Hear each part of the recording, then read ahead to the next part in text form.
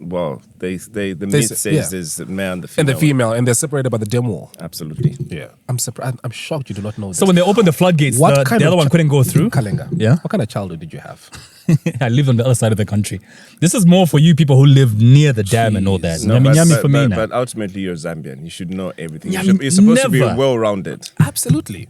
Never heard of the nyami nyami. It was very new to me, and embarrassingly enough, it happened on set where I was asked on camera. That's not embarrassing. It was embarrassing. I mean, everybody around us knew what the nyami nyami was about. So the people that watch and listen to this, we're family.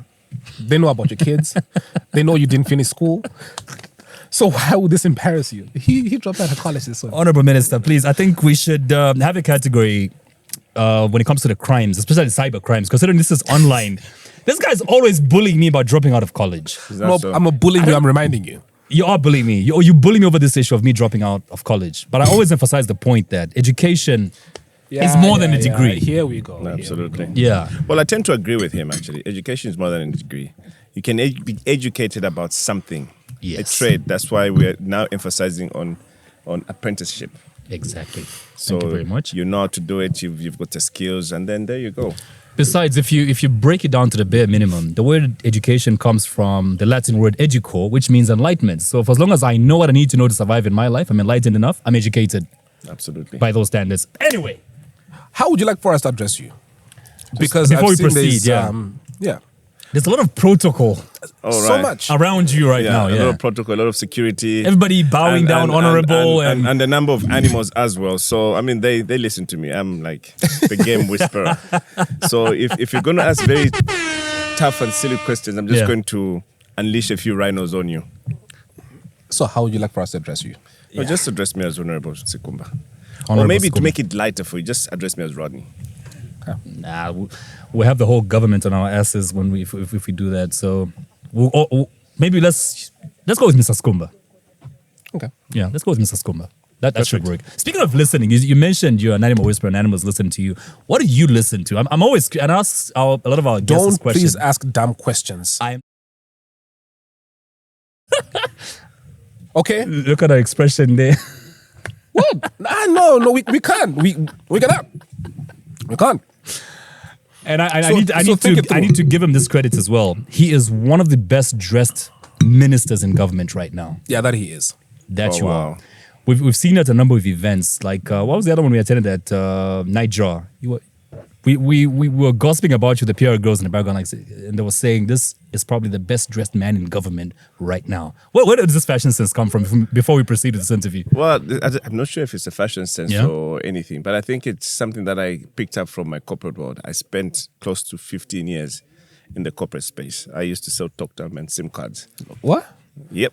Wait, how? Well, I worked in Celtel, Airtel, Zamtel for a very long time. So I was the corporate manager, and obviously as corporate you need to suit up at any given time. So you carry it along. Effectively, you just find yourself looking out for that sense of having to clean up most of the time. And yes, people, when you go into government, they say, no, government, you need to be looking whatever it is. This is the new dawn, bro. Yeah, but this is a new dawn. I mean, you need to dress up and show up. I remember the first time that I ran into you. I think I said this to you in the morning. We go to the same bank, the same branch, the one at the Quorum. At the Quorum, and I was walking out with Komba, and a Land Cruiser pulls up. Dude, are you listening? Yeah. A Land Cruiser pulls up, and out jumps a guy with shades and a suit, and I'm like, what? Is he an actor? Because you know, like when someone is important, you can they don't need to talk. You can just see that. There's around them, yeah. Like, oh yeah, and Komba's like, oh yeah, that's my friend. I'm like, you got friends like this? What are you doing with me? What are you doing with me? Yeah. Well, Komba and I come a long way, obviously within the telco space. So we were arch rivals actually. He was on the yellow side, I was on the red side. Yeah. So that's how we just used to meet along the way, and it was fun. I enjoyed the telecom business actually. May you please look into this camera and ask him there's nothing to fear about this podcast. He still won't come. All right, so Komba, there's nothing to fear about this podcast. When the two guys invite you, please join them. So it was said, so it will be done. Mr. Sikumba, Livingstone is very close to your heart. You're born there. You basically lived much of your youth in Livingstone. Maybe we could start from there, because I know your parents were like popular people in Livingstone. Your dad was a business person, Your mom was with what, ZRA? ZRA. Yeah. What was it like growing up in such a home where your parents are, like well-known people in Livingstone? Has that affected a lot of the decisions you've made in life up to this point? Well, like you rightly put it, I was born and bred in Livingstone. I only left Livingstone when I went to university, the University of Zambia. But unfortunately, I lost my parents when I was pretty young. I lost my mom when I was only 14. And then my dad when I was, 18, 19, thereabout. That was what, 2001, yeah? Yeah. And quite frankly, it wasn't very easy. And they held the family together for a very long time. You could actually tell, not only our family, but the extended family as well. But then as we grew older, we found out that they were really impactful in the community and with what they used to do, how they used to live with everybody else within the community. And then it actually put a bit of pressure on us to say, look, you need to emulate your parents. And the usual thing whereby, but you know what, you're not like your father or you're not like your mother and stuff like that. So that is where we found ourselves now really trying to see how best we could work around to really fill the shoes of our parents along the way. Now, fast forward, after I had an early retirement at 35, I think. Yes. From what? From corporate world. You retired at 35? I left. I just started to leave. Look at this 40-year-old still working. Yeah. Shut up. Who's 40? Don't project. So at 35, I didn't renew my contract with Zamtel, and I decided to relocate because I was based in Livingstone, Lusaka. I decided to relocate to Livingstone, back home. And that's when I went to set up my small little business. Halt. Exactly. What's the business? Halt. What is that? HULT. It's a beverage company. Beverage. So I do ice. Right. There's money in I that. freeze water. For a living. Very smart. For it. Very smart. I freeze water. And You get paid for it. And I get paid for it. Yeah. We like that. So that's when I moved back to Livingstone. I was there for the longest until I crossed over into becoming a politician. Why? Wait, I hear you got into politics in 2001 and you were like, what, 19? And this is the same year that your father was about to stand as MP for Livingstone. And he died in the same year before. He died in the same year. Taking over, before standing as Before MP. standing. So it was one of those things where I told myself, say, look, if I'm going to live my dad's dream, I'll probably do it. And 2021, this was just 20 years later, I said I could possibly attempt. And as fate may have it, kaboom. Poetic justice. Absolutely. Became the MP. Little did I know that I was actually going to make minister. And here I am, Minister of Tourism. Congratulations. Thank you. I say this, I think we're speaking to Bowman. And I said it must take a certain kind of ego for you to run for office, whichever one it is, right? It could be the highest, it could be MP, it could be whichever one. To feel that of all these people in this constituency, I can lead them. You get what I mean? Absolutely. So do you feel that it is true what I've just said, that it has to take a certain kind of ego to say, of all the people that are around, I am the one that can lead all these people? Well, if you could call it ego, maybe for just lack of a better term, I could say yes. And simply because you need to have it within you to volunteer to actually lead certain people and to be, not necessarily lead actually, it's actually to be the servant leader, essentially. So, I mean, for Livingstone, it's a town that I was born, bred in. So, and it's a small little city, and we know everybody else. We know who's who does what, and the like. So we know what drives people. Right. So you just need to really capitalize on that and then tell them, say, look, I can do this for you. I'm born, bred, I'm your own. So give me an opportunity to serve you. So when I decided to do that, obviously a couple of things came into mind also. The very fact that you'd realize that the politics in this country is not as good or not as advanced as you would like it to be. Yeah, true. Purely because people throw mud at you at any given time, at the whim.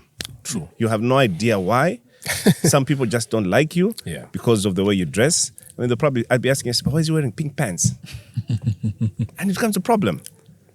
You see? So essentially, you need to be thick-skinned, in my honest opinion. You do. True. So that when you get into it, and also it's very important that you actually, you need to work your family.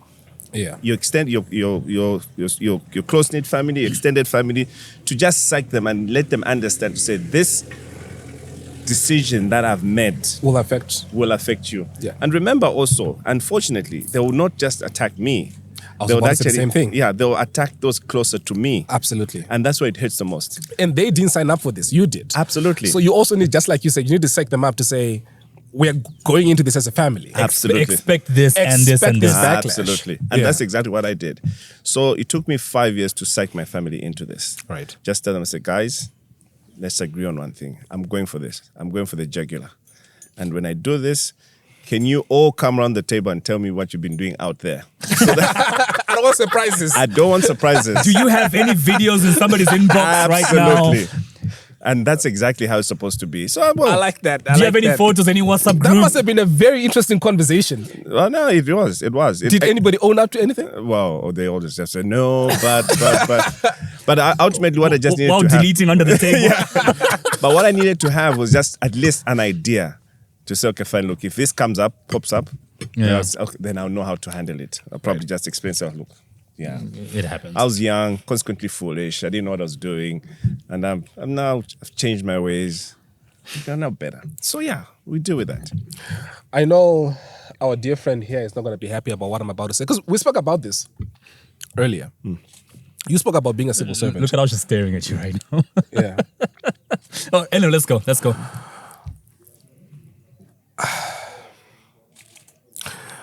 When we came, at the gate, they were telling us that no, we were supposed to have a small march. Was it to welcome the minister? Yeah, there was a bit of confusion. They're not sure whether the PS is coming or the minister is coming. Yeah. So yeah, Whoever was. So there was meant to be this whole display, and I don't know. They I've call it always the had- quarter guard. yeah. Is that what you I call think it? that's what they called it. Yeah. And so, being a civil servant,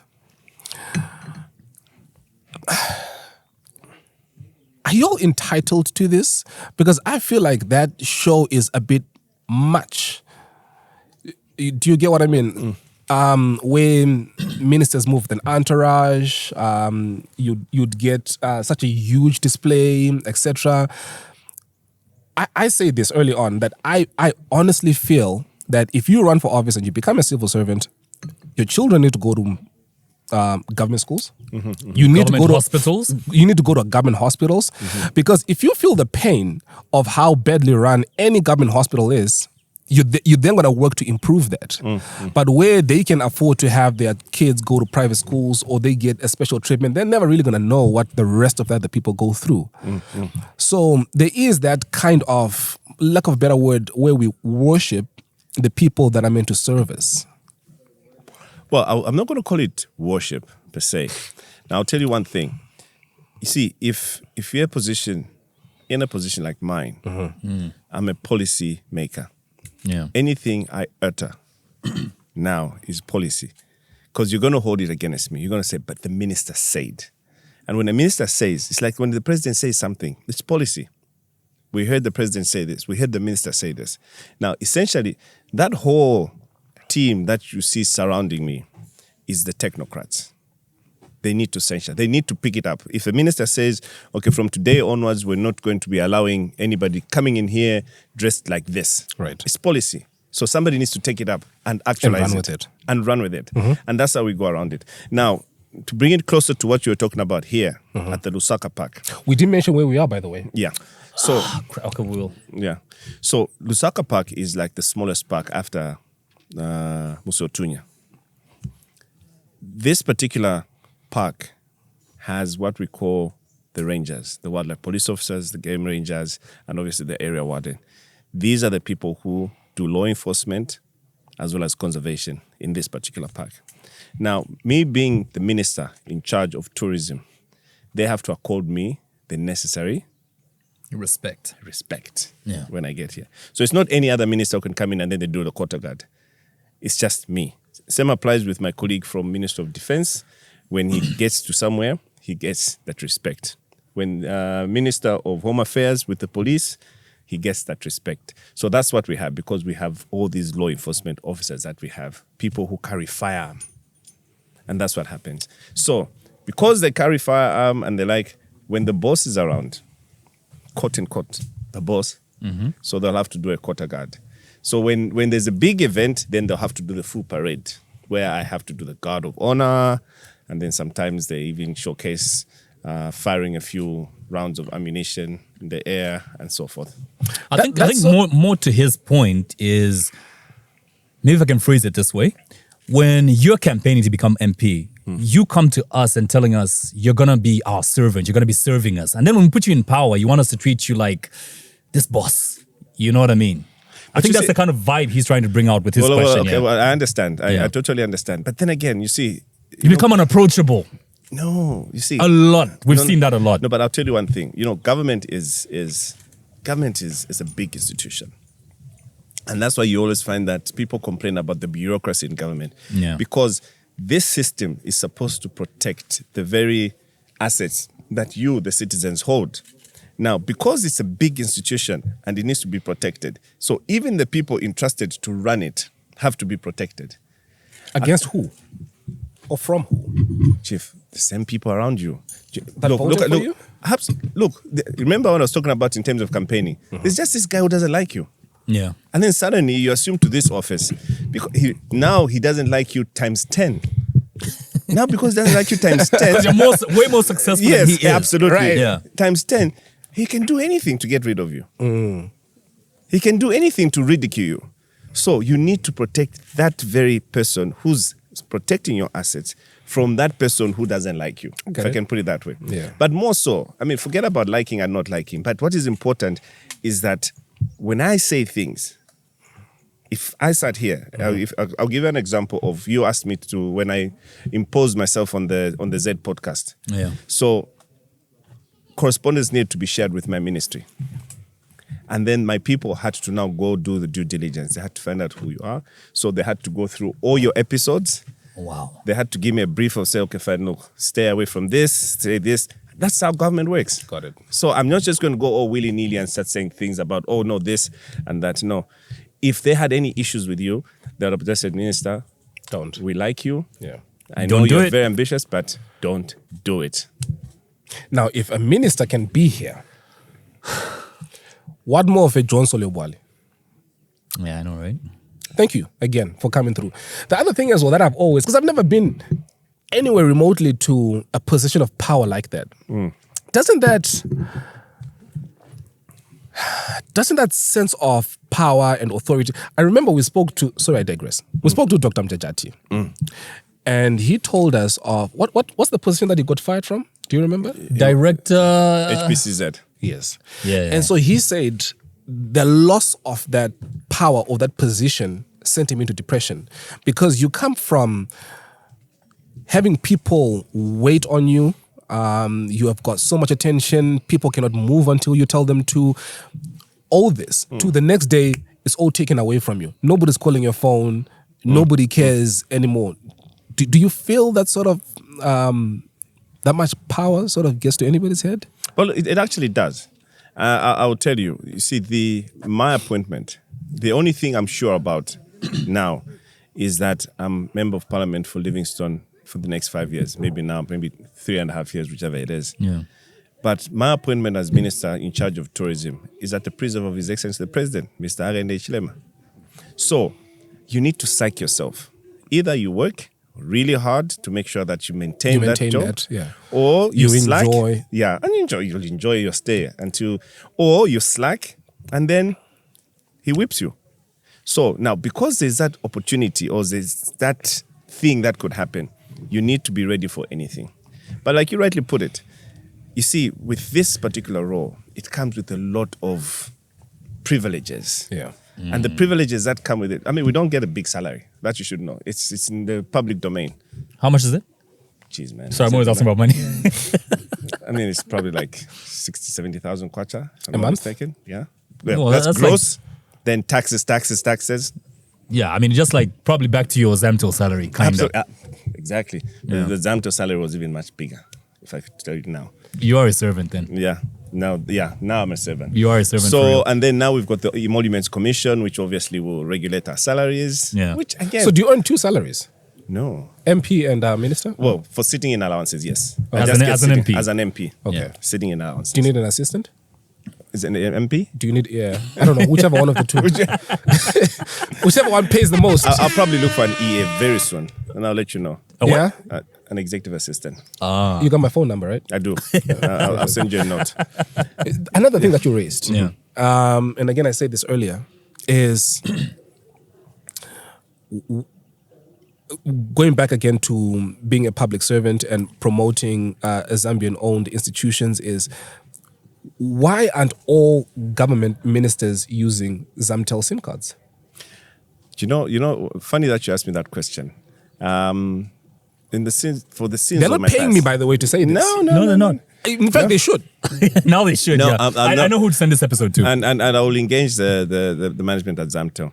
So one of the projects that I was doing was in Zamtel was actually to move the entire civil service onto Zamtel because it's a state-owned institution. Exactly. Yeah. And we wanted to start with cabinet office. So we're talking about in excess of about 500 civil servants. Depending on the grades that we had, from the PSs, directors, assistant directors, everybody else, we needed to make sure that they are all on the Zamtel network so that the profitability of the company can just go up. And the first thing that we did was to get all government institutions onto the government-wide area network, which is the Zamtel-run internet. Yes. So that was the first thing. And then the next thing now was to make sure that all civil servants now get onto Zamtel, which I think would be the best thing to ever do. Now, your question, I think it's totally right and very well structured. I think without really pouring scorn on Komba and I was about to say, else, now we're never going to have Komba on this episode. Komba, On we this still, podcast. Komba will still love you, Airtel will still love you, Yeah. and obviously Beeline, we love you. Yeah. But I think because Zamtel is Zambian owned, I think it's only right that us civil servants go on Zamtel. I still have my Zamtel number, Yeah. 1950003002. Oh, he still uses the same stuff number Yeah, from Zamtel. absolutely. Wow. Oh, wow, okay. Yeah. And he's just put out his phone number for everybody. Oh yeah, look, I'm a civil servant. I was about to say the same thing. Yeah, so True you can, to your word. Yeah, just phone me if you want anything which is well within my domain to help you with. Call me. Can we talk about Livingstone now? Our trip to Livingstone. We can. For the sake of those, because I know only about 10,000 people watched the last episode we did in Livingstone, and just for the sake of the meaning Context. 50,000 who did not watch that but are watching this now. 2 episodes ago, I shared a story of Elson and I were in Livingstone, and Purely by coincidence. by coincidence, we found that we're in Livingstone in the same week, minutes apart, far from the point though. So we wanted to go do the lion and the cheetah walk at Mukuni Big Five. Mukuni Big Five. So we drive out, Say I. my wife and I. Yes. Because when you say we, now people are going to think I was staying in the same hotel as you now. He was at the Radisson Blu. So my wife and I start driving up the road because the map doesn't have Mukuni Big Five. Google Maps doesn't have Mukuni Big Five. So we start driving up the road, reach town center, and we asked close to 10 people. 10 people took us in almost 10 wrong directions as to where Mukuni Big Five was. So it only dawned on me when we're actually approaching some checkpoint that said Kazungula, Sesheke. And you're like, there's no There's way. it could be no this way far. Mukuni Big Five can be this far. So we asked the guard at the gate saying, so we're looking for Mukuni Police Big officer, Five. you mean? The police, sorry, in case he's watching You're this, I'm calling him sorry. a guard? I know, right? The police officer at the gate. And we He asked drives a him, Mark X, a white one. Sorry, keep going. So we asked the police officer at the gate for directions, and he says, you are very far away from where you're trying to get. So I asked him a question saying, but if Mukuni Big Five is that easy to find, how come 10 people have shown us the wrong direction? And he starts narrating a story of how people in Livingstone don't visit these places because the rates are so high. for most activities in Livingstone. Elson and I experienced already. He did the helicopter ride. We tried the microlight. We paid almost 4,000 kwacha for 15 minutes. $200. $200. Almost 4,000 15 kwacha. minutes, For 15 minutes. We literally just go up and you come down and you pay 4,000 kwacha. No average Zambian is going on those microlights. We tried the quad bikes as well. In Lusaka, we're paying 100 kwacha. In Livingstone, we paid 1,500 kwacha each to get on a quad bike for a few minutes. We had this discussion on that episode saying, I think even in Livingstone it used to apply, but in most countries that we've visited, you will see, if you visit a tourist destination, rates, locals this amount. And you find that for tourists coming from abroad and you have to show your passport or your NRC equivalent, like the locals are paying way much lower than what the tourists are. But why isn't this applying in Livingstone? Is the Ministry of Tourism doing anything to help local tourism in this regard? Okay. Interesting. I like the narration of having driven to Kazungola Road. Did you see what I mean? And getting 10 different people giving you 10 different Because they don't know locations, these places, yeah. 10 Batoka different Sky. wrong locations and Batoka stuff Sky like is that. a place most Zambians don't know. Radisson Blu Hotel, I'm sure they only know because they're taking photos from there now. Remember the situation. But I'll tell you what. Now, let me give you a very interesting scenario. You see, Livingstone is Livingstone. And just like any other place across the world, anywhere else, you'd find that the locals there will not appreciate what they have. And probably they would want it to be for free at some point. And I don't blame them. And I think it's only right that sometimes if you don't really market your property very well, most of the locals will not go there. Unless, of course, there's any visitors who are coming in and say, okay, Rodney, you know what? We know you're from Livingstone. Can you take us to this place? And then I tag along and then I get to see that place.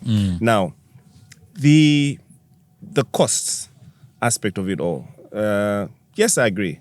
I totally agree. I think the cost structure with most of the activities across the country, not just Livingstone, anywhere else, could be quite prohibitive for locals to undertake. Now, I'll use your example, Mukuni Big Five. Location. So what we're doing in the Ministry of Tourism now is to create an app of points of interest across the country. It could be dotted, depending on where you are.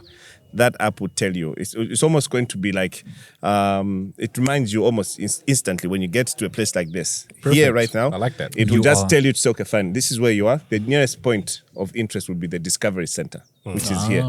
The nearest point of interest would probably be, what you call this again, the M phase. Or it could be Kwisoko. Is it Kwisoko? Yeah. So around here where we're sitting. So that is what we're going to do. Now, but again, I'm quite curious. There should be a very big name signpost which says Mukuni Big Five there. I don't know if you saw it. Here's the problem with that, and I realized why we didn't see it. The coloring of that billboard. The Mukuni Big Five is written in a dark orange on a black background. You can hardly read what's on that billboard. Yeah. Okay, so that's feedback. I'm going to give them feedback so that it becomes more appealing, at least more visible. Let them write it in white. It's easier to see. Sorry, go ahead. Yeah. I'm gonna cut you So off. that was one. So location. Then two, again, I'm failing to really understand why 10 people would not know where Chief Mukuni's In palace is. Livingstone. No, not even Mukuni Big Five, but they should know where Mukuni village is. Yeah. Those are probably not from Livingstone. You had to pick 10 different people who are not from Livingstone. People were walking the Shocking. streets, town center, locals, Tonga accents. And you didn't know where Mukuni village is? No. That's shocking. I would have ended up in Namibia. that day. Easily. But in any case, Yeah. and I think that's something that, again, we need to really start working around, where we encourage our friends within Livingstone. Now, how we're going to manage that, which obviously is work in progress, is to actually tell anybody else. This is immigration officers. This is taxi drivers themselves. Because you could have just bumped into a taxi driver and just say, look, I'm going for Mukuni. Definitely he knows where Mukuni village is. He knows where Mukuni Big Five is. Then also, just the normal tourism police. Now, we're going to copy. We like to copy shamelessly. Yeah. We've got tourism police in Zimbabwe, up in Vic Falls there. And that's what we're going to do in Livingstone. So that now these people, over and above having the normal Zambia police, we need to have people who are tourism savvy, people who speak the tourism language. And that's what we want to see in Livingstone. So you'll be able to now see people. Now, that's not only going to happen in Livingstone, but it will happen everywhere else. Could be in the northern circuit, southern circuit, Copperbelt, wherever. Now, pricing. So look at it this way. There's demand and supply. So when the tourism sector in Zambia is still in its infancy, if I can put it that way. Why I call it in its infancy is because tourism for Zambia is a bit alien. We're just consumers. We don't want to invest because it takes time to get your money out of tourism. Yeah, the return on investment. When I set up my small little business, I was ready to actually throw money at it for the next 2-3 years for me to break even. Psyched myself. But fortunately enough, I don't know what I was doing, by the grace of God, things started turning around in 1.5 years, which I think was good. Yeah. Maybe because I had a few contacts here and there. This is like in 2015. No, I lie. 2016. Now, because we want quick buck, we'd rather invest in a road contract. When I finish certificate of completion, I'm paid. Tenderpreneurs. Oh no, I need to supply drugs here. I need to supply concentrate here. I need to supply HFO. I need to supply this. Money comes in, money goes in. But in tourism, you throw money at it all the time. Now, the very few people who throw money at it, knowing very well that they're only going to get their money back maybe after 3 years, are those people now who structure a product for a niche market. Now, the niche market could be that niche market which is able to afford. Now, remember also, colleagues, Zambia today has a big chasm. We've got the haves and the have-nots. We've never had a middle-income earning community. And that's what we're trying to bridge. You can only do that if people are in jobs. You can only do that if the private sector is working very well. Now, when you have a middle-income class, you'll have disposable income. And that's how you start finding that these activities now become more. You start to tamper on the pricing. But currently, I gave an example, and I like to use this example all the time. Why would you want to, you're 30 years old or below 30, why would you want to stay at the Royal Livingstone? Why would you want to? Find the backpackers. There you go. He's just answered my question. Because you're not supposed to be sleeping. That's for retirement. That's for an old person who just wants to sleep in, wake up, breakfast, next thing, reads a book, the next thing, 15 lunchtime, next thing, there's high tea at 4 p.m. Before you know it, it's dinner, you go back to bed. Look at the MP calling us old now because we're at the old. hotel. Because I'll tell you this. Speaking of me being old, because I was at the Radisson, which reminds me, sorry, this is a shameless plug. So we wanted to speak about the Radisson for a second. These guys are only 20 to 25 minutes away from the airport. Yeah. There's quite a lot to see. In fact, I was speaking to Sean, and he lives, the general manager, he lives along the airport road. They've got over 200 rooms. Mm-hmm. Have you lived there? Since they opened, have you stayed there? No. Oh, it's beautiful. You need to go there. No, we did a site inspection before they opened, before the 15th. Yeah. So we're going back there on the 20th to officially open it now. Oh, beautiful. So I'm going to stay there from the 19th, 20th, and I'll be out on the 21st. Okay. I'm going to go with you, right? Yeah. Let's tag along. So that you give a different perspective. Perfect. And we'll tell people how rates are coming down because the minister is doing something. Yeah, absolutely. And I remember, so I was staying on the 3rd floor, which is the same floor as where they've got their spa. Yeah. That's beautiful. Radisson Blu, yeah? Not only that, but the spa, they've got a tennis court, they've got a gym. Because we were there for a couple of days. What else did they tell me here? They've got their own I'm sure you saw this amazing boat they have. Yes. That has got a sunset cruise.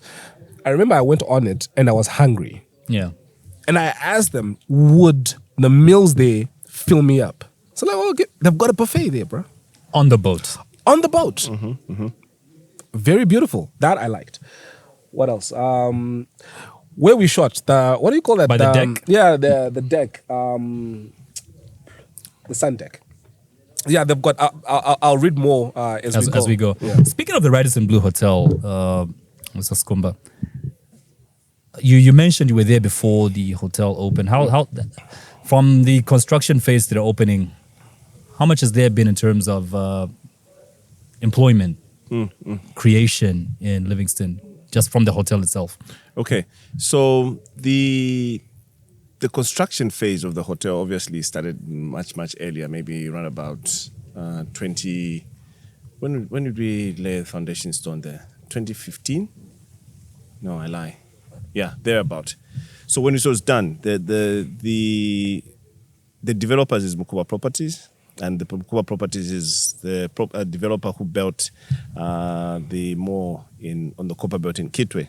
So when they came on board, obviously the ones on the ground is Stefanuti Stocks. So when they came on board, they came with a few workers, I could call it, contractors, who they used was on the Copper Belt, much to the displeasure of the people in Livingstone. And obviously at the time I was in the campaign mode, and then it was yada yada. So we're going to get more people to work in the construction from Livingstone. But obviously that ship had already sailed. What I'm just happy about is that, yes, Zambians were employed, which was a good thing.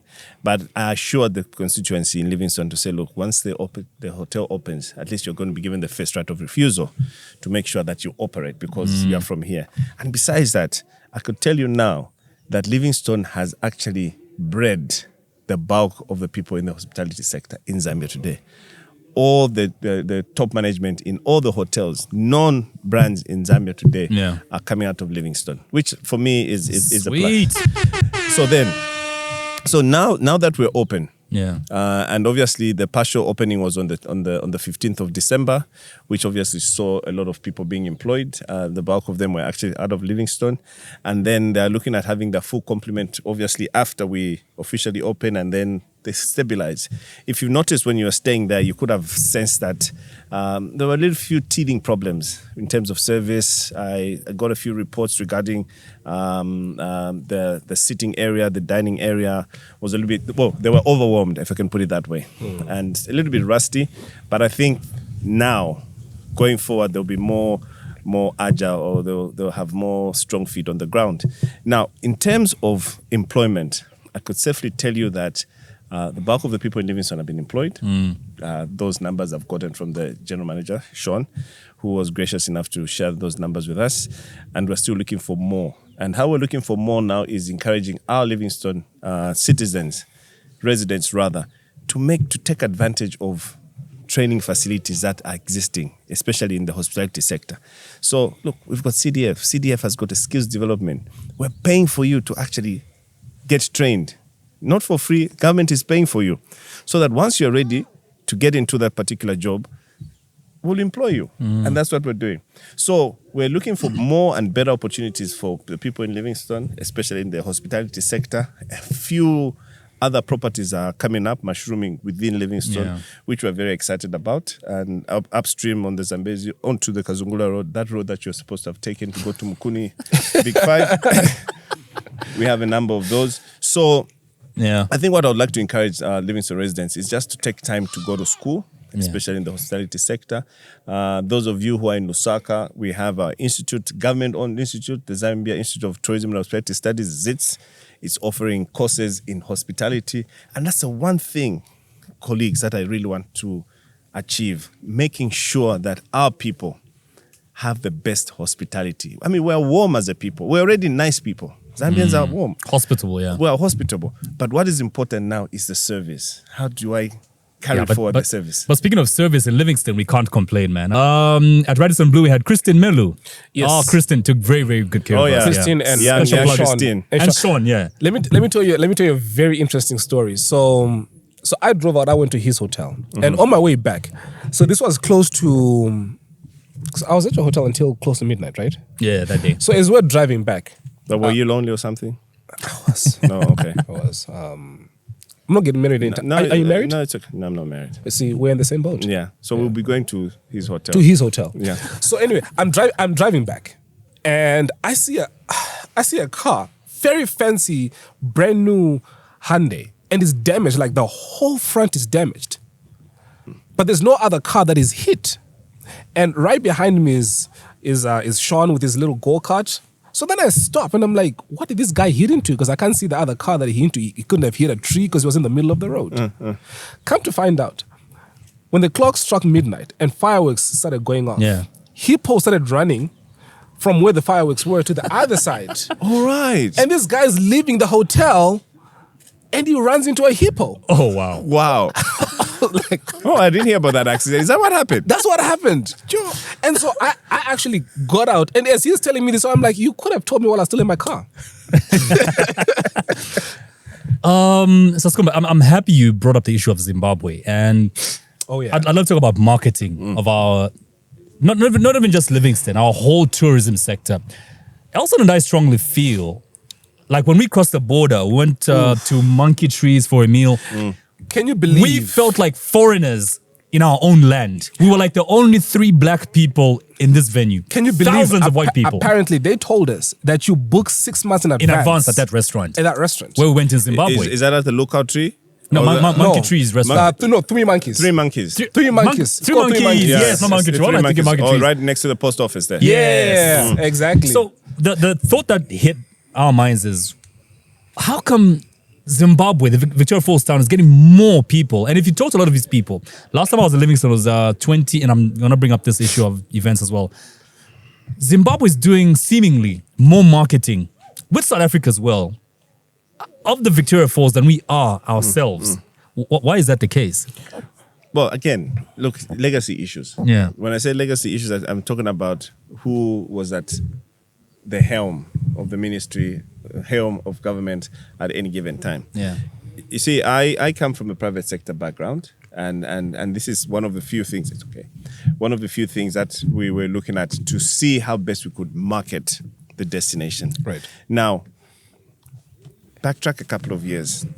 Tourism was just like a social sector in this country. Social as in like just to socialize, do nothing, just be social. But then eventually we realized that tourism can actually be a cash cow. And it being a cash cow simply meant that we needed to put in more money, more effort in marketing Zambia's tourism. Yes. The wild flora and fauna, they like to call it.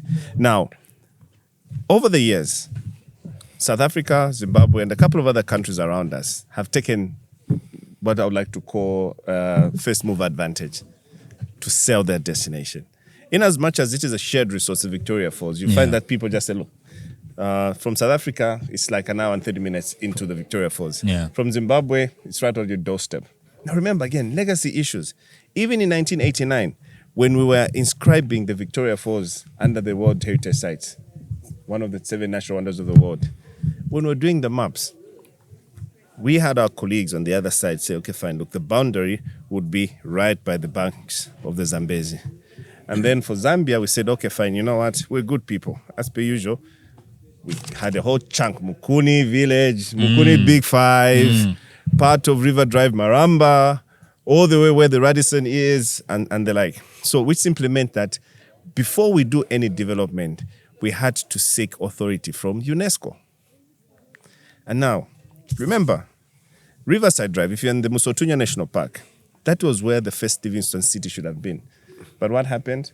Our good friend, the missionary, Dr. Livingstone, decided to leave that place because he was hammered with malaria. There was so many Moses there, so that he couldn't leave. That's why he moved 10 kilometers off the Zambezi. And that's how he settled right in Livingstone. That's why Livingstone town is there today. Essentially, Livingstone town would have been part of Musotunya National Park, right by the banks of the Zambezi. Right. And this is where now you find that our colleagues next door can just leave the room and then walk straight to The river. the river. Leave town, walk straight to the river. For us, you'll have to get on a taxi, you have to get on a car, you have to hire a car, and the like. Now, for an average tourist, those are costs that they don't want to feel. Am I going to spend $20 to move from my hotel, my backpacker in town to go to the falls? Or I'm just going to sleep on the other side and then just get on a backpacker, which is, I forgot the name again. There's a nice little backpack in Vic Falls where you can just walk 30 minutes, you're already at the falls. So those are some of the dynamics that people need to understand. But no, look, we're not going to continue whining. We just need to reinvent something else. I was about to say the same thing too. So look, it's done. So now we're going to look at it differently. So how are we looking at it differently? Simply means that we're seeking authority from UNESCO now to see how best we could start developing that area closer to the Victoria Falls without having to put a scar on what is called the natural wonder of the world. So that it becomes more easier and affordable for people to just walk to the falls. And you see, the most fortunate thing is that whilst we're going to be walking there, I mean, look, it's in the national park. You'll be met with elephants. Yeah. You'll be met with hippos. Hit into some. You'll be met with buffaloes. Yeah. And they're like, I mean, Livingstone is the wild. Yeah. So that's what you need to understand. So now, in terms of marketing, so fast forward today, a new UPND government, new minister, new team, whatnot. So now we're looking at pumping in more money into advertising. And that's why in November, we launched what we call the Tourism Marketing Plan under the Zambia Tourism Agency. That particular plan seeks at creating an enabling environment for anyone to market Zambia as a preferred destination. Zambia should not be an add-on. Do you know the Nespresso advert? Nespresso. Which one? George Clooney one. Yeah. Nespresso. I've seen it, but I can't remember the wording in it, though. It's got quite a couple, Yeah. What else? So, what am I saying? It should be Zambia. What else? Yeah. Not that South Africa. What else? Oh, there's Zambia. No, it shouldn't be that way.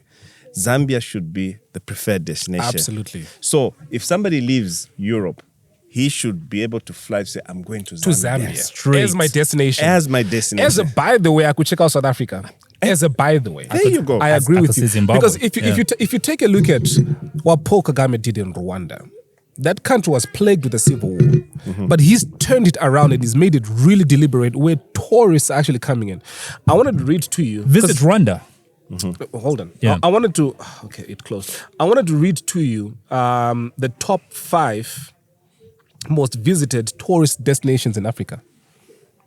What do you think is the number 5? With 1.6 million arrivals. 1.6. Is it the Gambia, no? No, it's Zimbabwe. Oh, it's Zimbabwe, right, yeah. Yeah. And number 4, with 6.1 million arrivals, is Tunisia. And number 3, with 6.8 million arrivals, is South Africa. Is Egypt number 1? Egypt is number 1. And number 2, Should be about with 7.9 million arrivals, is Egypt. How many? Number 2. 7.9 million arrivals is Egypt. I don't trust Elsa's websites nowadays. Fox News was number 1 last week. And number 1 No, but what's the source? is... Okay, I'll read the website just now. But at number 1 is Morocco. Not With- Egypt.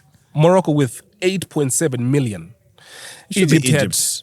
Egypt has 7.9. Morocco Wait, now, when was this survey done? That's another question I need to So ask. this is, it's called Global Data Forecast. Okay. Morocco has welcomed 8.7 million international arrivals in 2022, making it the most popular 22, okay. destination in Africa, according to Global Data Traveler Demands and Flows database. Most people came from France, Spain, Germany. Yes. And now, you see... And in Egypt, most people came from Germany, Saudi Arabia, and Israel. But Zimbabwe's on that list. That's for me. That's the most important thing. Zimbabwe is number 5. Yeah. That's my Number point. 1.6. So if you look at our numbers now, and I'm just happy, the marketing plan that we launched in November is targeting at us reaching 1.5 million visitors this year.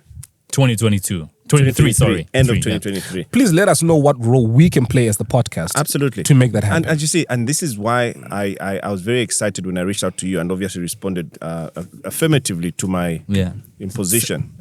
So we want to use every avenue that will now sell Zambia as a destination. Anyone who will be able to just look out there. When I do my travels, most people don't know Zambia.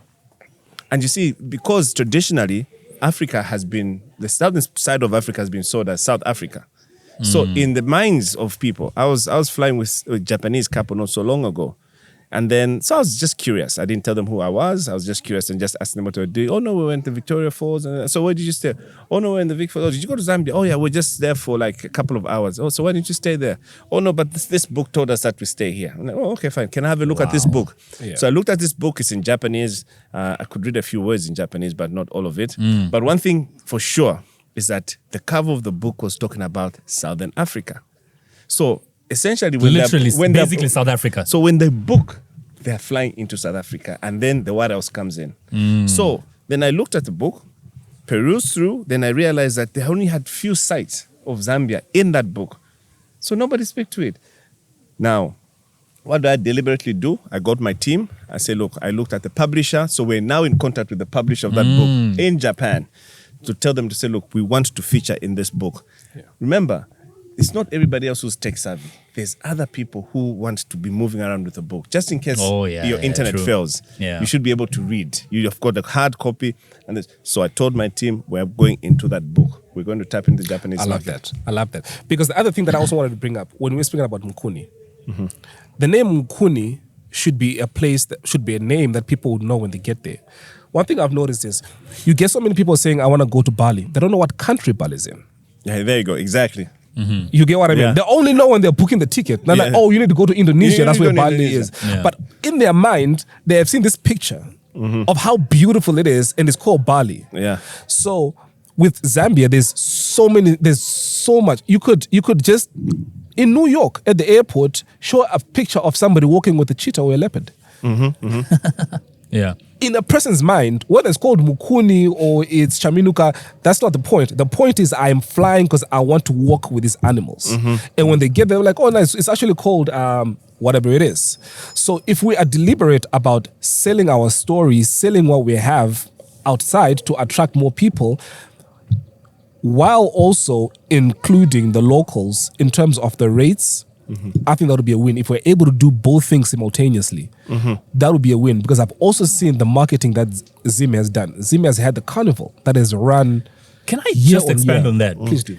In 2017, December, I did the countdown from Zimbabwe. And there was a Vic Falls Carnival. Over 15,000 people at a school stadium, packed. They had artists from all over the world performing at this venue. That's probably one of them. Who was one of them? Not the artist. You're one of the people there. Oh, you were there? I've been doing the carnival from the time from Thank you. inception. So I don't, now, when we spoke to a lot of people there, the lodge where I was staying, by the swimming pool, there were people of all races. And you speak to this person, where you from Germany, where you from Australia. I'm like, you traveled for this gig. Yeah. How do you know about this gig? And I was very curious to find out where people found out. It's like, no, it's all over the Zimbabwe website. And they pushed sponsored ads in our country. I'm like, so why isn't Zambia doing this? We've got the Mossy Day of Thunder, which I think the Ministry of Tourism should work closely with. And in addition to that, the government, of course, has tried marketing this country, but we've always done things the same way. My opinion, why don't you involve private marketing agencies like Blink Marketing or the PR Girls to sort of give you new ideas as a government. Even the Z podcast. Even that Z podcast to give you sort of new ideas on how to market this country out there. Because I mean, there's young people in companies like Blink Marketing who can bring new ideas to you that government people have failed to do so far. Well, I'll tell you what, and that's something that we're already doing. We're reaching out to a lot of these private sector marketing firms to help us market this destination. Thank you. I mean, look, we want as many hands as we possibly can to help us market the destination. All hands on deck. All hands on deck. And also, the thing is, look, we're living in a digital world now, right? We need influencers. We need bloggers, vloggers, whichever it is. We need people. Look, I was telling somebody the other day, I said, look, this year you're going to see my TikTok videos go viral. I'm on for it. I'm going to do all this because that's what sells now. Right. We're not going to run away from it. Yeah. I need a TikTok video at the Livingstone Island called the Devil's Pool. I need one in the park. I need one at Mukuni Big Five. Involve Alice Rowland in America to make some noise as well. Absolutely. I need people. Look, I've already had a chat with Alice, and I was telling Alice, and now listen to this without really talking much. I spoke to Alice, I spoke to Elizabeth. I said, look, beauty pageants, that is something which is big. Why don't we bring back Miss Zambia, Miss World, Miss Tourism, whatever it is, bring it out. That's an event. I mean, look, you need to have these girls who just like catwalking. You're going to invite all these fashion designers coming in, our cheesers of this world, whichever it is, they start making designs. Kandayatu. Oh, yes, of course. I mean, look at how far he's gone. Milan. There Paris. you go. He was in Milan. And fantastic. So that's what we want to start seeing. We want all hands on deck. We want a lot of people to just be talking about Zambia. Create Zambia as a buzzword. And that's what I want to see. For as long as I'm sitting in this chair as Minister of Tourism, that is what is going to happen. You've been to the Vic Falls Carnival, so are you thinking... Well, yeah. I mean, the Vic Falls Carnival, it was something really... Something in line... Yes. But obviously, we've got our Mossy Day of Thunder. It's a traditional one. And I can tell you... So are you putting all your weight behind that, like the way Zimbabwe did with the Vic Falls Carnival? We are putting all our weight on the Mossy Day of Thunder. We've been in talks with Zambian Braves for for a long time. And we're hoping that next Mossy Day, and they've really so we're resuming on tour. Listen to me, we are resuming. So they're resuming their usual time during Easter, a couple of days before Easter, after Easter, where now we're just going to go all out. Perfect weather too. Perfect weather. The Vic Falls at good sighting maximum. for the Victoria Falls. Yep. And they're like, so it's done. So it's cast in stone. So everybody else now will know to say, in Zambia, in Livingstone, to be specific, the Mossy Day of Thunder is going to happen. What's that lady's name again at Zambia Breweries? Is it Michelle? No, The gym? I'll tell you now. Ethel, Esther, what's her name? Hold on, I'll tell you now. Maybe you could just ask her to invite us to the Mossy Day of Thunder this year. We could set up a desk like this one, just talk to whoever. Yeah. I know she's watching this episode. All right. Well, I know the Simba Jenny. I don't know if it's Lusungu.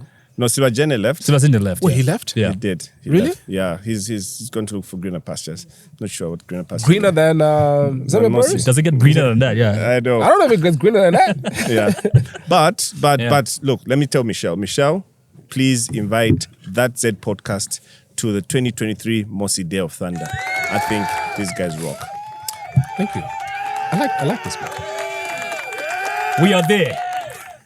And we've got over 50,000 witnesses right now watching this, and please let her know. What? We're having a good time with the minister. You're not telling us anything about time now. Speak up. This She's say- this she's is not saying- ZNBC. What I say? No, we always attack ZNBC here. The elephant feeding. Okay. Nah, it's fine. We'll lose our steam, man. You've seen it before, right? The elephant feeding. So I just wanted to say as soon as they arrive, because they're starting that side. All right. So I'm moving that side. Okay, cool. Okay, cool. So, but where are the guys? Because they need to see how they work. They come in. Yes, they are coming. Are they coming back? Did you call them? Yes, they're Okay. almost here. All right. So I'm moving that side. So I was Okay. saying we need to. Sage, you need a thingy. I don't know. The drone, where they're coming from the boma when they're coming into the feeding area. Yeah. All right, so you let us know when it's ready, right? All right, cool, sweet.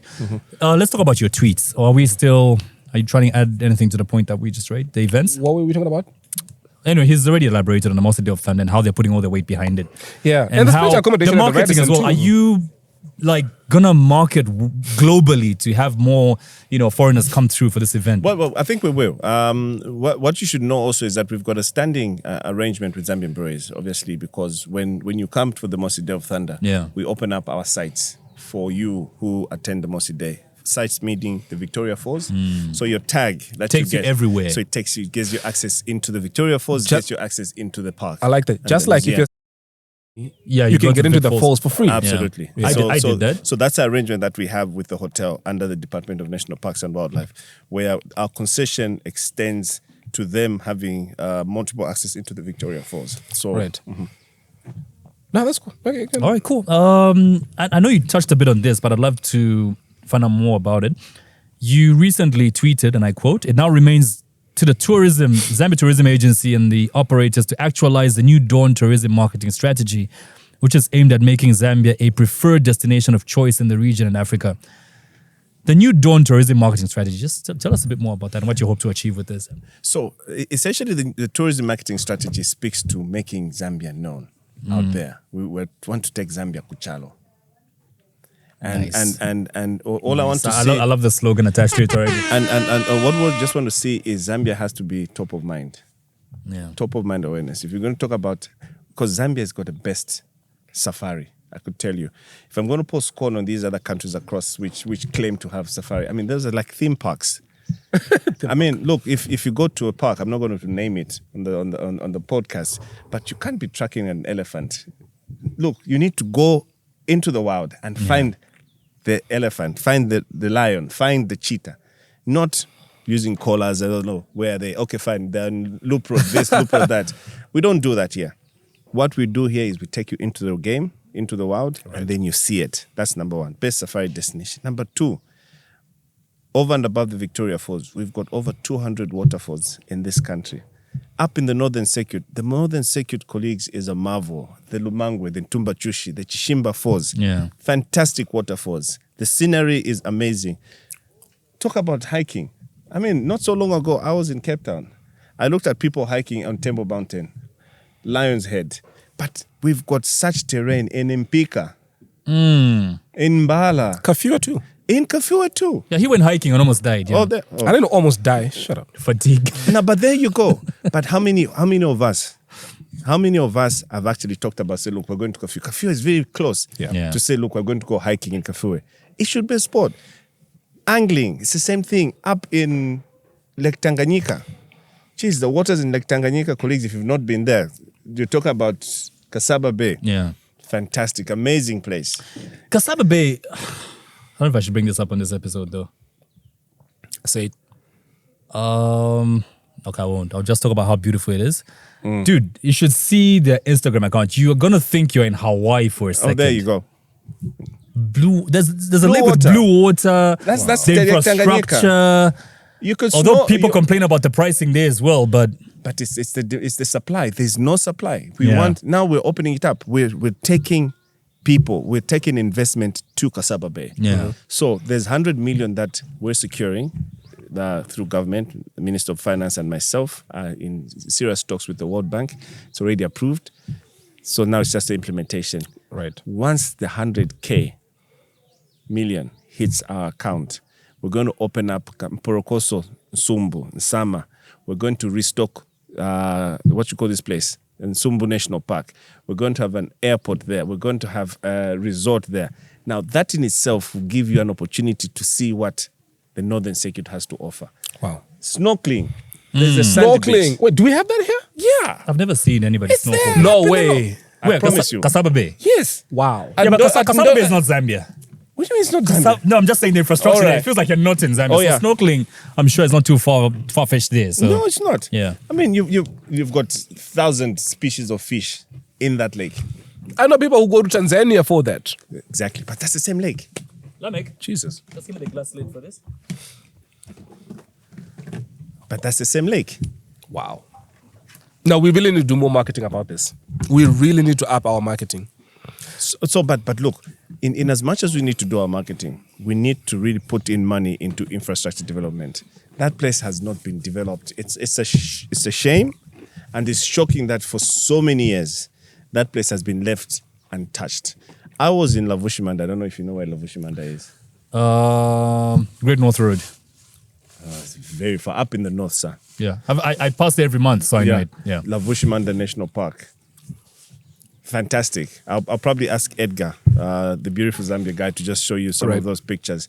It's a marvel. Yeah, we met him earlier. Yeah, but who's invested in that place? Yeah. Nobody. Again, it goes back to my earlier assertion. We don't want to invest in tourism as Zambians. But then when a foreign investor comes in to invest in that place and then charges X. And it's a liberal economy, so we can't really complain about these things. Yeah. Yeah. Dude, I'm going to spend X amount of money to build this thing. And because I know that the three of you are going to be coming here, guaranteed guests. Yeah. Why should I care about anybody else? Speaking of money and the waiver on visas, aren't you losing a lot of money as government on that? Well, I shouldn't say we're losing money. In the interim, yes. Okay. But I think eventually we're going to recoup our funds.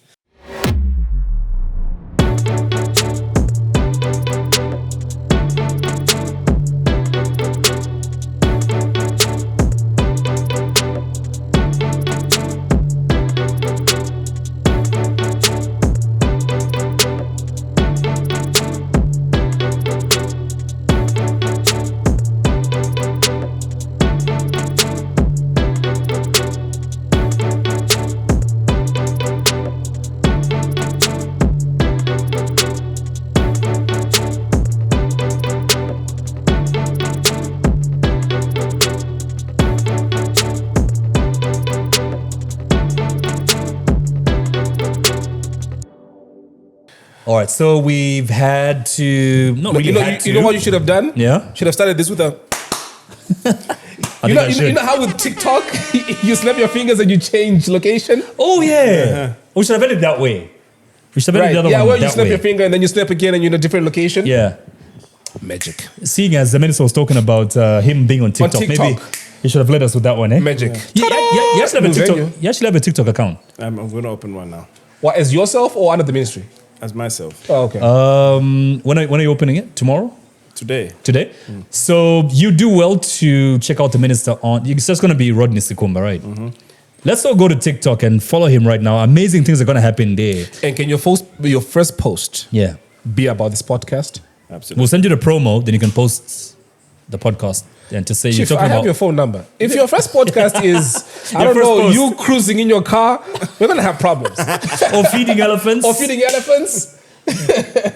So anyway, so we were outside. We're still at Lusaka National Park, and we're now inside. We're called it's the park side. What's it called? No, you can yell it out. The Parkside Cafe. Right. So we're now inside the Parkside Cafe. It almost sounded like the podcast cafe. You know, right? I thought the same thing. And what's the lady's name? Can you find out the lady's name? She made amazing lemon and honey tea. Yes. I think we're going to our 4th cups now. Yeah. Man. I think she'll do well to give us more and just maybe tell us about the honey, the story she shared earlier. But anyway, they make the honey here. They make the honey here, actually. So Lusaka National Cafe is right in Lusaka. You don't need to travel kilometers or through bushes to get to this place. Well, just one small bush. But it's right in Lusaka. This is one place that every person in Lusaka should visit as we promote local tourism on this episode. Absolutely. Speaking of local tourism, Radisson Blu. You had something to say about Radisson Blu Hotel. You know how there's plenty of places. I've seen people go to Livingstone to hold conferences. Yeah. Mm-hmm. I don't know the capacity of other hotels, but you know that these guys can hold up to 280 people? Radisson Blu. Radisson. It's amazing, man. Absolutely. Really And like the I'll look tell and- you what. yeah. You see, what is so exciting about the facilities that are coming up across the country? First of all, I'm going to talk about the Kenneth Kaunda wing of the Mulungushi International Conference Center. Yeah. I mean, 2,500 seat capacity. That's akin to the one which is sitting in Addis at the AU. At the AU. Now, with all these facilities coming on board, we want to position Zambia as a MICE destination. Remember, we're talking about destination. So we want, not only are you going to be doing leisure to come to Zambia, but business, meetings, incentives, conferences, and exhibitions that require keys, which is beds, and also conference facilities. So you talked about 280, which is good, theater. And then they can do breakout sessions. So we've got the Avani as well. We've got the Proteas. We've got the David Livingstone. So we want to have as many facilities that will cater for MICE in Zambia. Remember also that if somebody comes in for business, they need to give them an idea of, say, look, this place is actually beautiful. Exactly. Let me go and bring my family. And then they'll come for their leisure activities. And that's how we want to do it. Smart. So create a pool of meetings in Zambia, whichever destination. And the 2 destinations that we're talking about under the ministry is Lusaka and Livingstone. So once that is done, I think we're good to go. I'm also hoping with the $100 million, is that $100 million or kwacha? $100 million. $100 million? Yes. That deserved some horns. Yep. It's, I don't know, in my mind, it's been 100 million kwacha the whole time. Eh? No, it's $100 million. So in addition to you buying some adverts on That Z podcast, what else are you doing? I know you mentioned a bit of marketing other parts of Zambia as well, but are you able to break down for us what this money is intended for? Like, where is it going? The allocations here. So- apart from spending some on That Z podcast, of All course. right, of Yeah. course. Yeah, good way of actually getting to get money to spend on that. Just an intro advert, yeah. So essentially what we're trying to do is the 3 sites that I talked about. Obviously, it's the Kasaba Bay area. Yeah. So the infrastructure there is dilapidated. It's non-existent. But what we're just happy about is that we've taken power to Kasaba Bay. That's one. Number 2, we're talking about restocking. I mean, there's nowhere in the world where you'd find a sand beach with wild animals. But you find it there. You've got the gators. You've got crocs in Kasaba Bay. You've got elephants. You've got buffaloes. You've got impalas, pukus, zebras. They're there. Amazing destination. Then, of course, what we want to do is access to that particular place by road. So there's a connectivity that we want to do between Porokoso and Nsama, which gets you into Kasaba Bay. We're talking about an airstrip, which will obviously will create access from wherever. It could be Kasama, Mansa, Mbala. You fly into Kasaba Bay. We're looking at setting up a resort. Now, it's not government's desire to set up that resort. It's for you, the private sector now, to stimulate opportunities that will now get private sector players to build that resort. All we're going to do is just to facilitate it for you. We'll give you the piece of land under a concession because it's sitting in Sumbu National Park. That's number 1. Number 2, we're talking about Liua. Access into Liua is a mission. Why is it a mission? There's so much sand there. So accessing into Liua now, we're talking about creating a bridge on the Lwanginga River. I don't know how well you know Western Province, but there has to be access from Kalabo into Liua through a bridge over Lwanginga River, as well as the Kalabo airstrip. people should be able to just fly, not into Mongu. There's an airport in Mongu, but we want an airstrip, in Kalabo, which is Kalabo airstrip. And then you'll be able to drive from Kalabo into Liua. Then we're talking about the source of the Zambezi, something that people don't appreciate. But all this Zambezi, the Victoria Falls, it starts from that little spring in Ikelenge. In Northwestern Province. In Northwestern Province. That in itself starts as a small little spring, gets into Angola, comes out of Angola, gets back into Zambia, and then you see the Victoria Falls, Upper Zambezi, Lower Zambezi, Batoka. You've got your power, you've got everything else, all from there. So we're trying to preserve that area so that that water catchment area becomes something that people need to go and see. The story is not complete if you don't know where the river is coming from. That's interesting, man. Have you heard about this water source, though? Ish, man. No kidding. I've been to Northwestern Province and I've been to Manilunga, Ikeleng, and what. Dude, it's like a tiny hole like this that builds into what we see as Victoria Falls at the end of. Well, it's amazing. Like we as Zambians actually need to visit more of these places to understand our country a little bit more. That's the entire story. True. I meant to ask before we started this episode, who's in charge of the Parliament website? Rodney. Exactly. Wait, who's it? I know where it's coming from. Why did they write Rodney on the website? I'll tell you what. It's just that my late dad is not here because I was really going to put him to task over a period of time. It sounds like there's a story there. Yeah, no, well, it's one of those things when you know you are rushing to go and get your NRC. Back in when did I get my NRC? 1994? Is it 94? Thereabout. So you know how these typists, you know his name, Rodney. And now, because you know I'm Tonga. And then the pronunciation. Yeah. What's his name? Rodin. So what? Rodin, okay. And then he said RHO. Dine. Dine. Wow. Like, Rodney. Yeah. So I probably need to do a deed pool so that it's just correct. So wait, this is on your NRC? So my NRC. Wow. Hey, I want to find out. So how did you? Because all I saw, he didn't even see the comment. I saw your comment. How did you catch wind of the episode? Do you normally watch it? Were people tagging you? How did that? We're government. We know everything. No, but really, how did you know? No. I've got very good eyes out there, and one of my good eyes his name is Moses. Yeah. The Moses that Moses. That Moses. So he picked it up. And then he went like, no, Minister, I think you need to look at this. So I looked at it and said, you know what, respond to them. So I watched the episode. So he shared with me the episode. I listened to it. I'm like, so who the hell is this guy in a tank top? Okay, all right. Then I said, you know what, respond. Wow. And that's how we responded. Oh, thank you, David. Moses. So I'm still stuck on tank top. Were you not wearing a tank top, sir? Yeah, he was wearing a tank top. I was a vest. You're lucky because he also moves around the men press. I don't know what happened. Yeah, I don't know what happened to you on that day. What's your men press? Speaking of, it's at home. I'll carry it tomorrow. Okay. You didn't need your pads today? Before I was rudely interrupted, what was I saying again, Mr. Sikumba? You did say you've got 3.5 years left to the next election. And we're not going to talk about the election just now. I want to talk about, things you have want to have achieved by then. Or maybe let me start by asking, what have you achieved so far? Milestones. In your office right now. Well, we're going to let you brag right now. Let's look at it in two folds. I think my first opportunity is that of area member of parliament. So my mandate obviously is to just see that we pass laws that will speak to the development of the city of Livingstone. And Livingstone has a lot of pressures with respect to it being a tourist town. And then not only am I the area member of parliament for Livingstone, I also happen to be the Minister of Tourism. And Livingstone is the tourist capital of Zambia. Yeah. So it's a double whammy for me. And double whammy simply means there's double headache, if I can put it that way.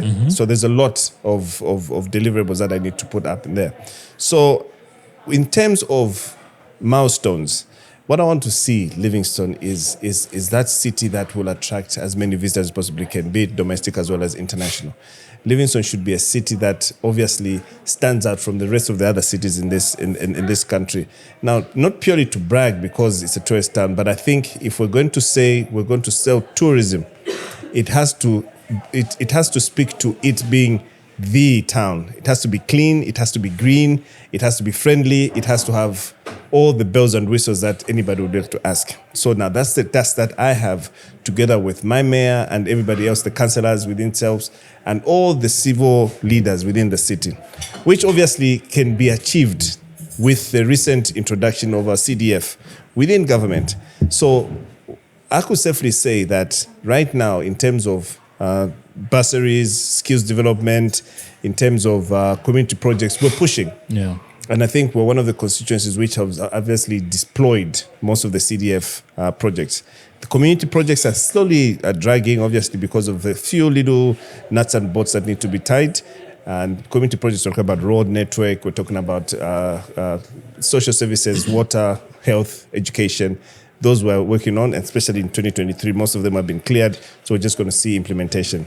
Now, coming back to the ministry, obviously, it's just to make sure that there's a clean passage into making private sector thrive. Private sector has the appetite to make profits. So we want a thriving private sector, which will be able to allow now us to employ more. Government can only employ but so many people. So in terms of my number one, I'm opening up the ministry. The ministry needs to be alive. Look, the ministry needs to be exciting. It's tourism, for crying out loud. Yeah, true. And we need to embrace as many people as we possibly can, especially the youths. Remember, when we were growing up, we were just bundled into a car to say we're going to destination X. Today, my kids would come to me, show me on my phone, not even show me on my phone, post on the family group to say, oh, this holiday, we're going to this destination. We want to stay at this particular property. These are the activities we need to do. So, Dad, this is the budget. I'm like, what? I'm the one who's now packing up because the kids have told me where to go. Yeah. Because they determine. So, as such, as a ministry, we need to go with the flow. Yeah. Yeah, true. We need to go with the flow. It simply means that we need to go digital. That's something that we haven't done, and we're doing it now. We're creating a communication strategy within the ministry, how to respond to that Z podcast. If that Z podcast says, oh no, the ministry is doing this, you know what happens? There has to be somebody who's looking in. It's social media handles. Anybody who says tourism Zambia, what are they saying? There's a complaint. Somebody needs to pick it up almost pronto, respond. So that's our comms. Number two, marketing. We did speak about it. We've got a marketing plan already in place. The only thing we need to do is just to actualize it. Number three, incentives. In you investing in the business, we want you private sector. Zambians, I'm appealing to you Zambians. And people say I'm petty. How? Invest. Invest in the sector. Oh, wait. We're not going to just skip those. We're not skipping over that. Chief, the train has left the platform. All right, moving on. So, invest. Yes. Next thing, we're talking about making it easy. Access. The 100 million we're talking about.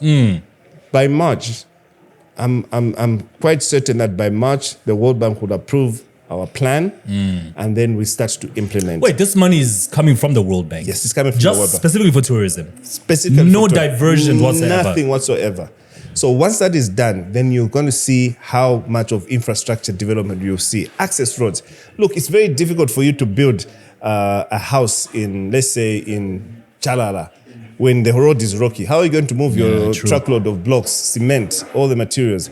It needs to be clear so that you have access. We are rezoning places such as Kasaba Bay, all these other places, Lumangwe, Chishimba Falls, Kabwelume, the hot springs in Serenje, everywhere. Where now you just go in and say, look, how much is this? How deep is your pocket? We sign up for you. And remember also, we will positively discriminate. I'd like to use that word. When I say positively discriminate, we will want you to have at least 51% shareholding as a Zambian. And we've also gone further.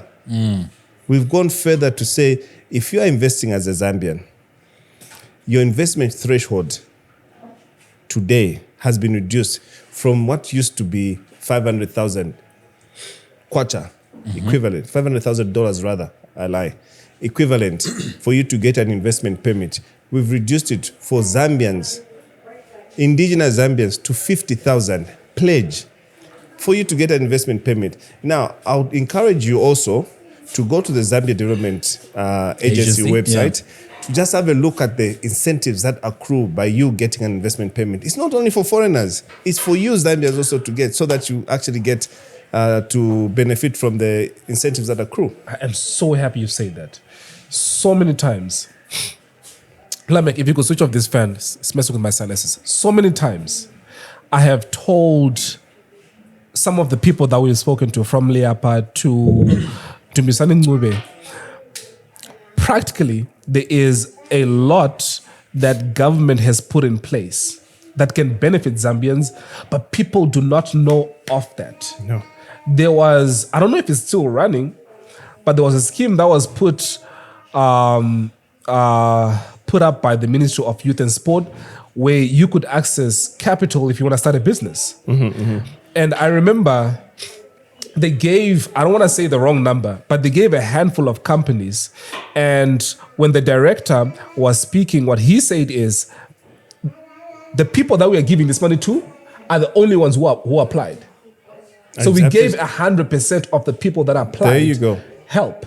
So I feel there's a lot that government has done, but it feels as though either the marketing or letting people know, that's where the disconnect is. So just like you've said, on the website is a whole list of incentives that could benefit people, but people do not know of it. When people go and complain, they'll be like, there's no jobs, there's no this, there's no that. Then you sit them like, but did you know of A, B, C, and D? They'll be like, no, we didn't. Exactly. It's like the government lit a candle and hid it under the table. Right. It's like winking in the dark. Yeah. Only you know what you're doing. And as you see, look, I'm not quite sure. Probably forums such as this and yourselves who've got contacts with the rest of the world will be able to let people know. Because I can safely tell you that there are all these incentives. Now, remember also, I could be wrong, but by our very nature as Zambians, we are followers. I'll give you an example. There was a craze about building my flats at some point. And everyone got... buying plots first. Everybody was buying plots. Weekend today like this, everybody's in their car with my cements in their bakkies and whatnot. That was the thing. Everybody was buying plots. Oh no, we're in Chalala, we're in Kabangwe, we're in State Lodge, we're in everywhere else. Because Rodney did it. Oh no, chickens. There was a time there was a craze. Every yard had chickens. So they want somebody to do it. They want somebody to, when you succeed, they all jump on board. They'll wait for you. They're always on the fence. When you fail, we told him. No, you didn't tell him. He tried. He's learned. Yeah. So even now, in the sector, we want people to, look, you need to dare. I mean, look, if you don't try, you never know exactly what things to. True. There, if I look at the high-tech equipment which is sitting here, it's not that you knew that you're going to succeed in what you're doing. Nah. All you did today is just you leap of faith. Yeah. You know what, guy, let's do this. Bought this, bought that. That's it. Now, guess what? Today, you even have an opportunity of interviewing the minister. Right Honorable Minister of Tourism. A whole minister. There you go. We've made it.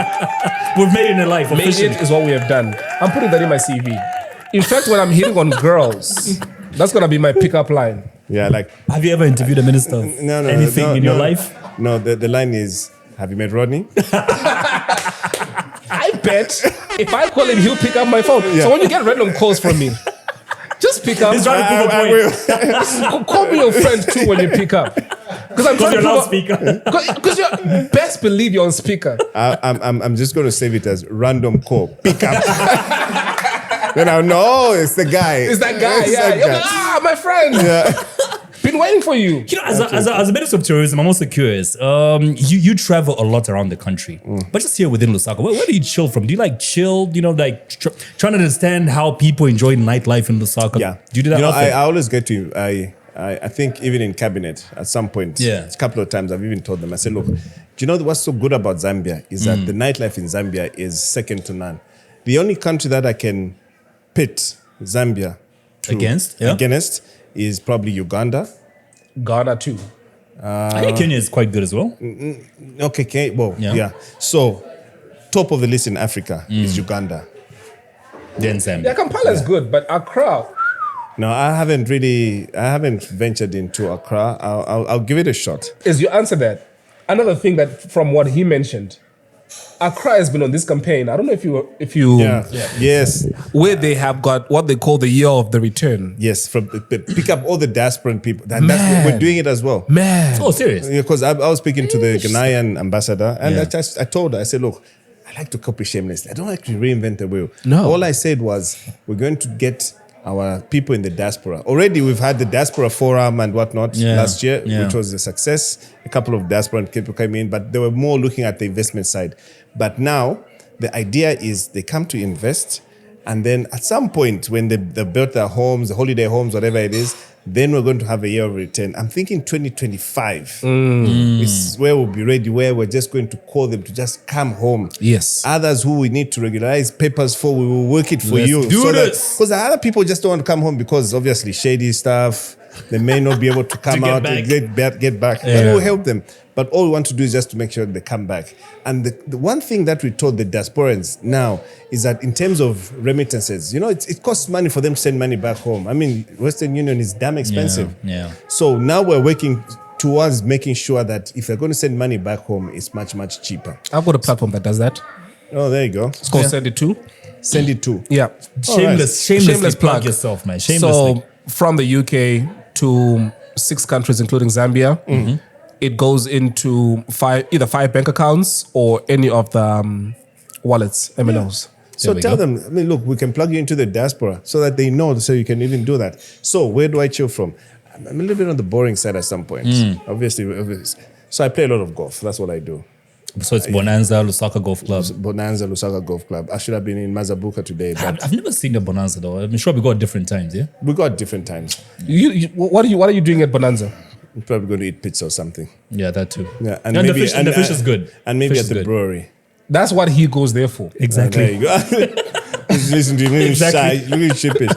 Yeah. So if I'm not playing golf, and as per usual, you play golf, then you've got your 19th hole. So by the time you're done with the 19th, then you're back home. But before then I'll probably go in a few places. I'll probably go to Niger, Prime Joint. Great place. Yeah, I'll probably go to...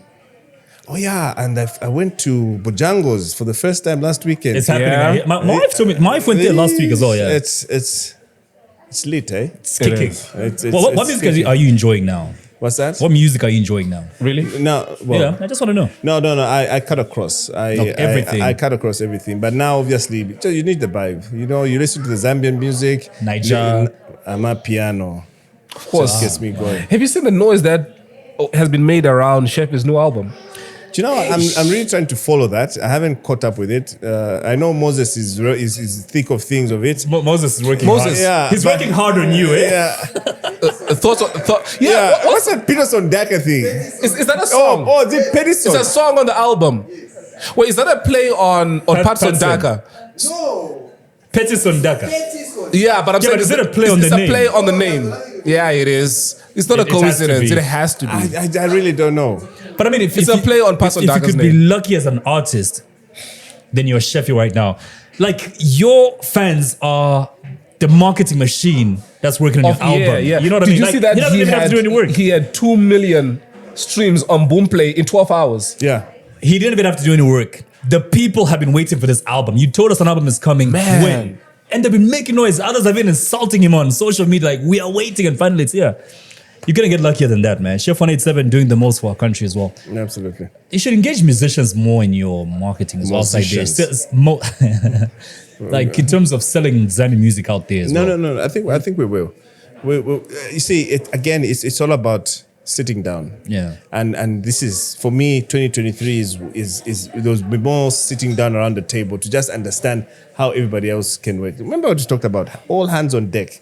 It could be anyone and everybody. So we could be having songs talking about Zambia's tourism, anything. Nah, those are usually boring. Those are usually boring. So how do people get a hold of you?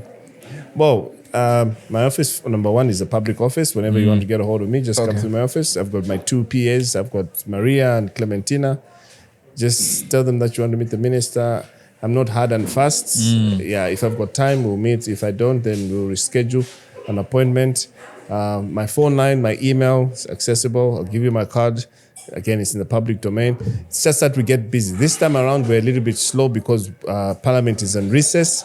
But when it opens, my 9 to 5, my 7 to 8 is office, 2 p.m., Parliament until 6. I mean, it's your accessibility, I think, which is why a lot of us youths are feeling you're the coolest minister in Parliament right now. I'll in addition to your sense of fashion, I want to be like you when I grow up. All right. You're older than him. What are you talking about? Yeah. I'm still not grown. Then it means he's also young. Yeah. So, Sikumba, thanks a lot for coming through. It's the episode has actually gone better than we expected. We expected to be a little too formal. Yeah, but it's gone better than we expected, right? Yeah, it has. Well, lots of people was that Peasy? Never met him.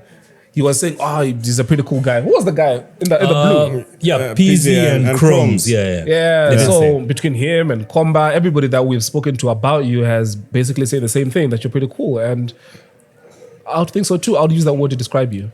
All right. Yeah. Well, I think it's always good to be easy with people. You don't know when you're going to meet the next person or when you need them the most. True. Because Zambians are very fickle. Jeez, especially on social media. It starts with 4 or 5 people. Yeah. And before you know, the disciplinary committee. I know. It's like a wave. I actually learned about the disciplinary committee as well. I said, I should never find myself on the wrong side of the disciplinary committee. know. Ask Sleb D, he'll tell you. Speaking of your personality, this is a conversation I had with Christine Miller from Radisson Blu Hotel. So I told her the minister has responded to us. I sent her a screenshot of the message he sent us on Instagram. And I told her that we've actually personally spoken to him on the phone. And look at the message she sent. Nice. You've just made a friend. All right. I think that's how a lot of people feel about you. Nice, you just made a friend. He's a cool guy. She sent that. You've just made a friend. All right. Pound it. To the next episode, remember to subscribe to our channel. Please. We are 40,000 strong. We're trying to make it to 100,000. Look, the way this thing works is the more subscribers we get, the more we're able to have people like the minister here, the Honorable Minister of Tourism, Mr. Rodney Sikumba. And hopefully when we get to 100,000, we can then bring the president. But it starts with you clicking that subscribe button at the bottom of the screen right now. And notifications as well. And remember, when you're in Livingstone, visit the Radisson Blu Hotel. Amazing place. Oh man, it's beautiful. I'll tell you Amazing that. place. It is beautiful. Yeah. Well, to the next episode. My name is K Plus and the other guy. Don't call me the other guy. I've got a name. I've got a very, very, very beautiful name. Elson is my name. And we hope this has been a totally different experience for you. No, it has been a totally different experience. And I think we should have more of these. Absolutely. You did say we're going to Livingstone together, right? Yes. Oh, yeah. Just. If you think I'm going to forget. When is the official opening again? The 20th of Jan. What? 20th of January. So we'll go there the day before. Yeah, I'm free. Check my calendar mentally. This is sponsored by the ministry, right? Let's do this. You've heard. So we're going to be staying at what's the name the again? Radisson. Well, you have to stay at the Radisson, yes. Yes. What's her name again? You've heard. Who? Oh, wait. She's a PA, so she has to make arrangements did you for notice us. when we were at the Radisson that they've got villas? Oh, you didn't see that No, part? I didn't see those. They've got villas on the other They're side. villas, bruh. Like when you're going to the gym. Did you go to the gym on the tennis court? No. Peasant. They've got villas. All right. We were signing off. Sikumba, thanks a lot for coming through. Thank you so much It's for been this. real. Thank you Really so much. appreciate this. And we hope to have more of these. Like more ministers, we hope will be encouraged. And especially the president who are trying to bring on. Will be encouraged by this and hopefully accept our invitation finally. Okay, super. All right, to the next episode. TZP Podcast.